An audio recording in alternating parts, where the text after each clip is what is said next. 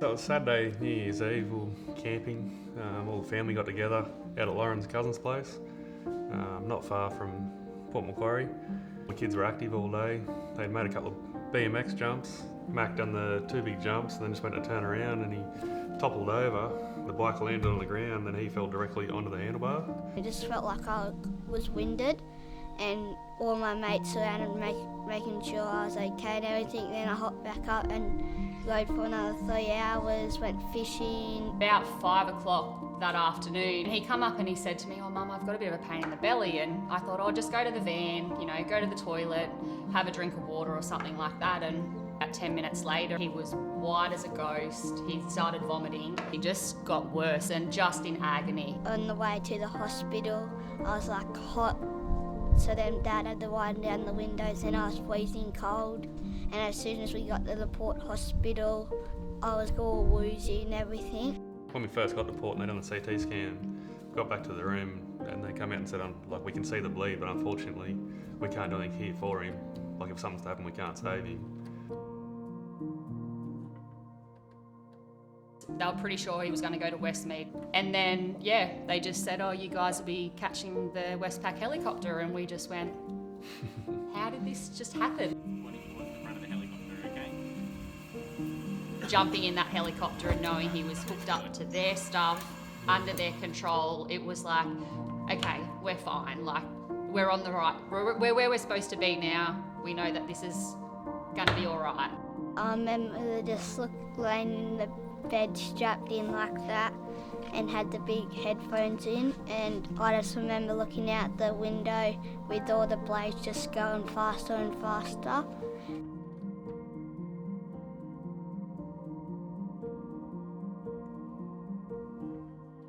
Once we hit the intensive care unit, the interventional radiologist come in, and that's probably when it got scary, because he did a bit of an ultrasound and he said to us, "Oh, I feel welcome to hear it." He was like, "I think you two need to come and have a chat." And we didn't want to leave Mac anyway. And we were like, no, it's all right, Mac Man's here, like you. And he's like, no, we need to have a chat without him. And Pud wouldn't leave him. Yeah. He wouldn't leave Mac's side.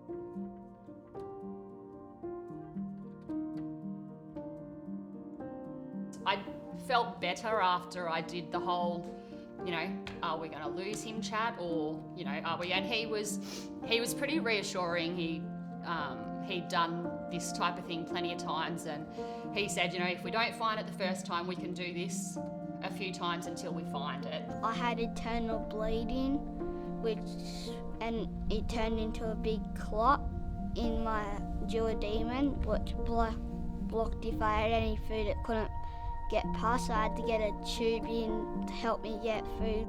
Mum and Dad were worried at the time, but they were making me feel safe, and when I had to go on the surgeries and stuff, I could tell I'm going to be okay and everything.